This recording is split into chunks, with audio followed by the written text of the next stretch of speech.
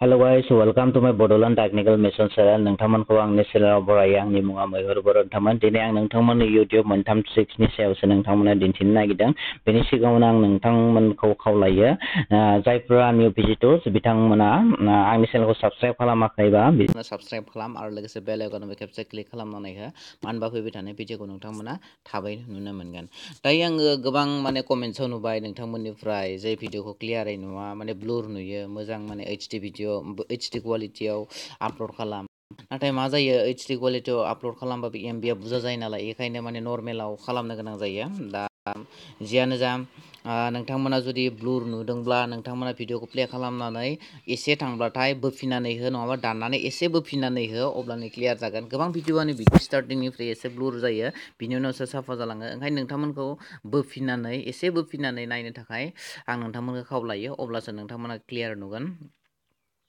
दा जियानो जा इउटुबाव गोदान आपडेट फैदों नालाय दा बे आपडेटनि सायाव नोंथांमोननोसो आं दिन्थिनो नागिरदों। नोंथांमोना भिडिअखौल' नायलांबाय था आरो भिडिअखौ मोजां मोनदोंब्ला लाइक खालाम आरो कमेन्ट खालाम नोंथांमोन आरो शेयारबो खालाम। नोंथांमोना जुदि भिडिअखौ मोजां मोनाखै होननानै डिसलाइक खालामालासिनो थानाङा। भिडिअखौ मोजां मोनाखैबा डिसलाइक खालाम आरो माबाफोर सोंनो गोनां दंब्ला कमेन्ट बक्सआव सों आं नोंथांमोननो रिप्लाय होगोन।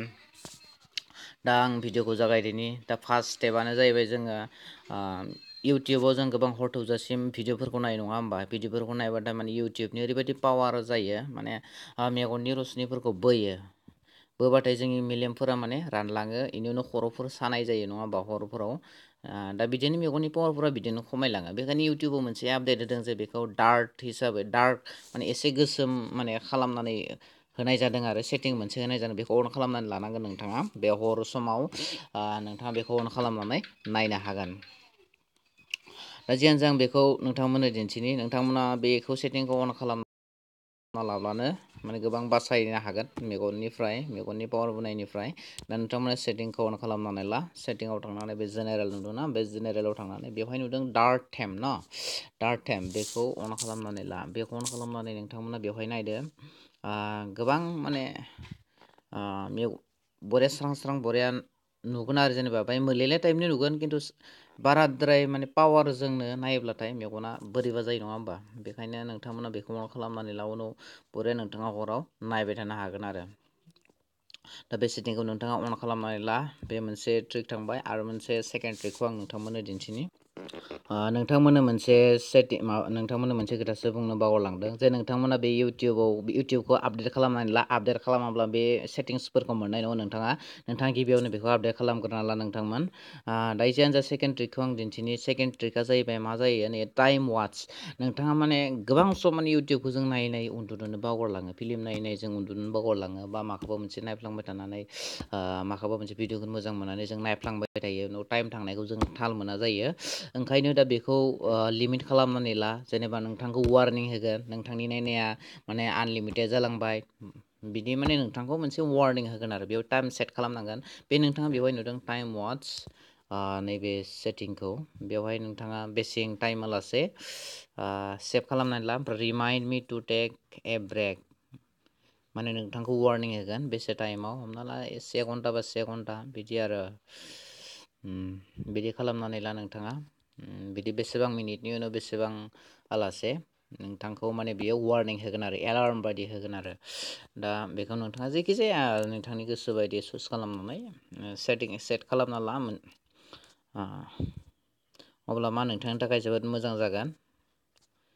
दा बे सेकेन्ड ट्रिकआ थांबाय। दायो थार्ड ट्रिकखौ आं नोंथांमोननो दिन्थिनि। दायो बे थार्ड ट्रिकखौ आं दिन्थिनि नोंथांमोना गोबां माबा नायै इउटुब भिडिअ नायै लिमिटखौ MBखौ मा खालामना लायो जोङो फोजोबनानै लायो।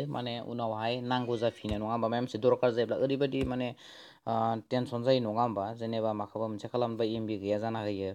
दाथ' बे सानसेया थाङागौमानिथ' नेक्स्ट टाइम मोनफैनायालासेथ' बेथ' रिनिउ जाफिना नङा होमबा? हरनि 12 जायागौमानि 12ता जायागौमानि हरनि बेयो रिनिउ जाफिना। ओंखायनो दा बेखौ लिमिट सेट खालामनानै दोननो हागोन नोंथाङा। लिमिट सेट खालामनानै दा नोंथाङा सेटिंआव थांफिन।